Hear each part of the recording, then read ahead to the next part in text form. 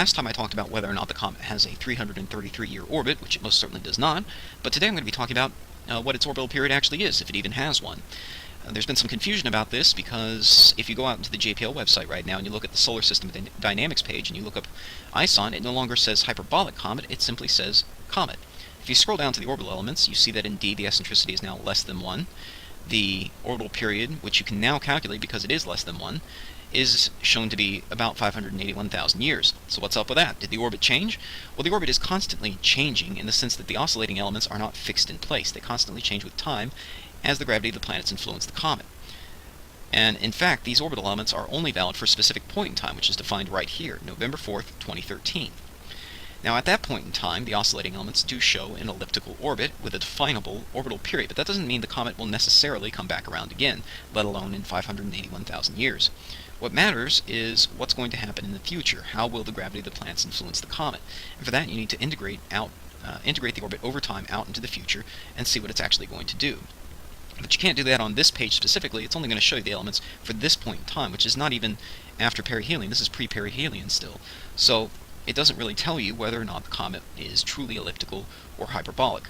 The designation up here is simply automatically generated based on what's present down here, which for most comets that have already come and gone, the latest epoch shown is generally after perihelion and gives you at least some rough idea of whether or not it was either a highly elliptical comet or perhaps possibly a hyperbolic comet. But in this case, we haven't even passed perihelion yet. These elements are still being constantly updated, and the epoch is constantly changing as well as we move forward in time.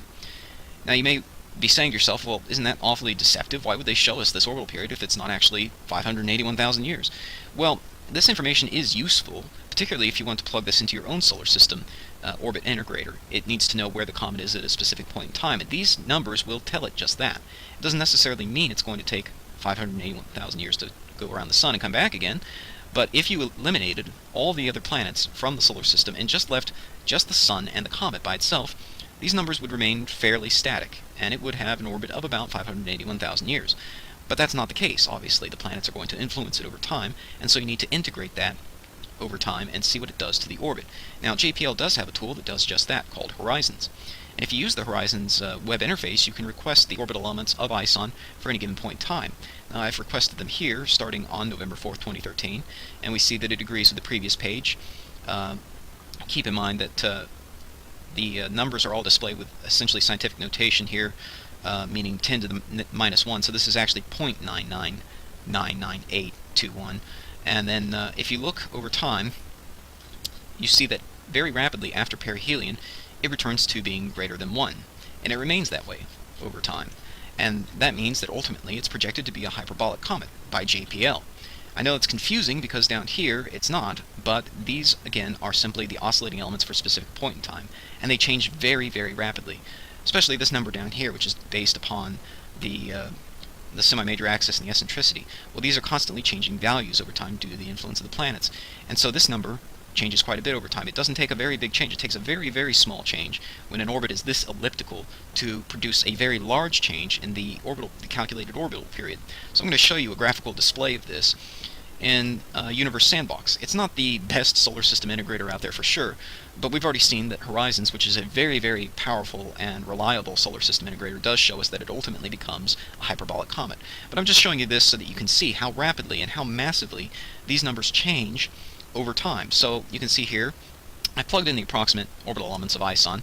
Again, we're not going for super duper accuracy here. That's not really what this program's for anyway. We just want to see in general what kind of influence the gravity of the planets is going to have on ISON.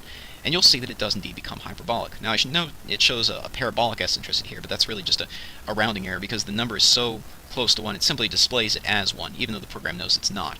And if you look at the orbital period, you see it's almost 581,000 years. And this is going to change very quickly as soon as I hit play here, and you'll see just how quickly this number actually decreases as it gets closer to the sun, and then very, very rapidly, right after perihelion, it becomes hyperbolic altogether. All these panels are going to become grayed out. Right now you see that the parent body is the sun because it's still considered to be orbiting the sun.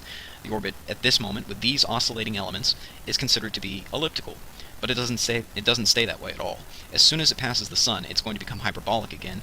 These panels will become grayed out because it's no longer orbiting the sun. It's considered to be on its own trajectory, hyperbolic, escaping the solar system. And so you'll see that change very quickly. But I want you to pay special attention to the orbital period and notice just how meaningless, effectively, this number really is, because it is such an elliptical orbit, and because the oscillating elements are changing so quickly. This is not fixed at all, and this doesn't really mean that the comet's going to orbit the Sun every 581,000 years.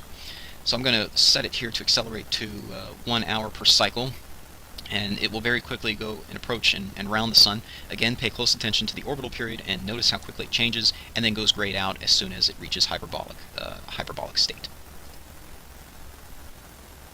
So the orbital period is decreasing, decreasing, decreasing as it approaches the Sun, and then it goes around the Sun and is now hyperbolic. So now all these panels are grayed out because they are meaningless, as the comet, it has no definable orbital period. It's now hyperbolic and escaping the solar system.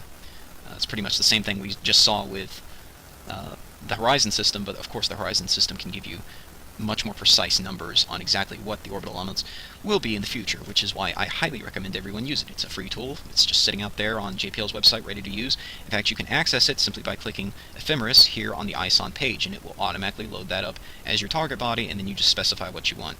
Default, I believe, is observer table, but if you want the orbital elements, you just change that to orbital elements and define your date. And there you go. And you'll see for yourself that ISON's ultimate fate is still projected to be hyperbolic according to JPL. Hope you have a nice day. Hi folks, today I'm going to be talking again about Comet ISON. Last time I talked about whether or not the comet has a 333-year orbit, which it most certainly does not, but today I'm going to be talking about what its orbital period actually is, if it even has one.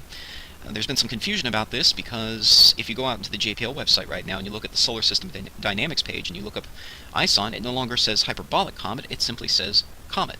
If you scroll down to the orbital elements, you see that indeed the eccentricity is now less than 1.